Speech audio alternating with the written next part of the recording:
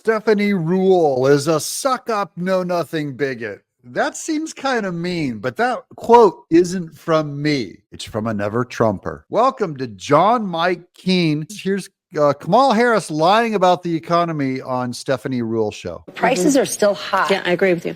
You said you want to take this on by going after those who engage in price gouging. Yeah.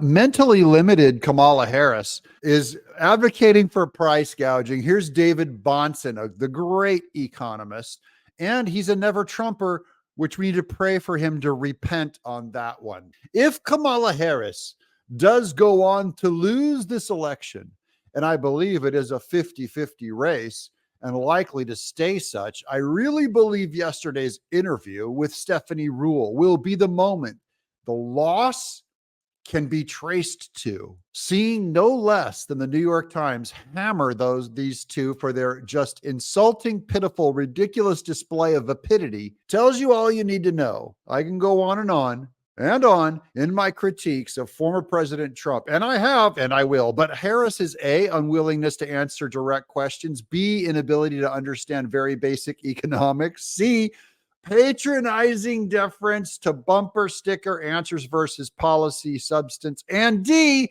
catastrophic policy ideas where she does bother to present any. Hold on, we're getting ahead of Kamala. And jack up prices. Yeah, I'm going to go after them. Yes, I'm going to go after them. She's going to go after them. Meanwhile, look, here's Van Til's apologetic, written by Greg L. Bahnsen. That's David Bahnsen's famous father, the greatest apologist in the world, who did some work on Van Til and presented presuppositionalism to the world. John Mike Keene is an idiot, but I've read a few books. Let's get back to David Bahnsen's tweet. All these things point to huge vulnerabilities and major questions voters have for Kamala.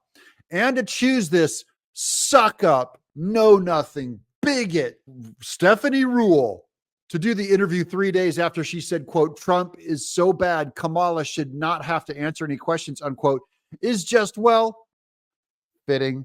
Let's go back to that suck-up, know-nothing bigot claim against her.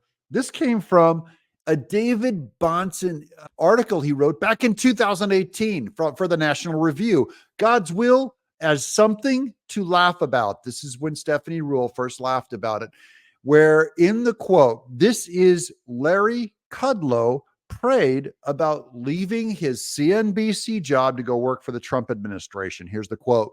The last 25 years of my life have been tied up with CNBC, which changed my life, changed my profession, and it's been a family to me. And however things work out, it will be God's will. I want to emphasize that he gives credit to what is God's will. If there's an opportunity when my service is complete, I hope very much to come back and help CNBC. It is my family and it has changed my life. Well, Stephanie Ruhle, being a bigot, a tiny-minded, typical elitist snob, Stephanie Ruhle of MSNBC, has this to say the following day.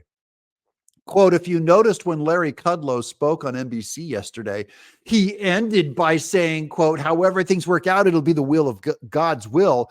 After laughing out loud, she added, quote, that's an interesting way to talk about being the national economic advisor to the president. God's will, unquote. She closed with another sarcastic parting shot, quote, well, as Larry Kudlow says, it's God's will, unquote. These are the kind of snobs that mock the idea that some people of faith think about God, pay respect to God, hope that we're in God's will.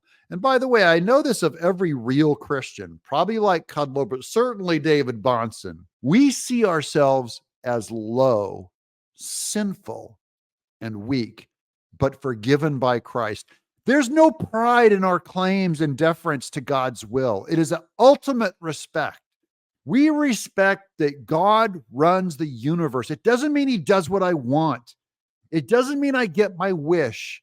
It doesn't mean that I am to avoid suffering and all these great blessings are to come to me. That's not what it means. And Stephanie Ruhle to be so snotty and so bigoted against these people. David Bahnsen really nailed it right. And my hat's off to him. I have some disagreements with him, and he really nailed this one right for going after her. Thank you, my brother. I'm John Mike Keene.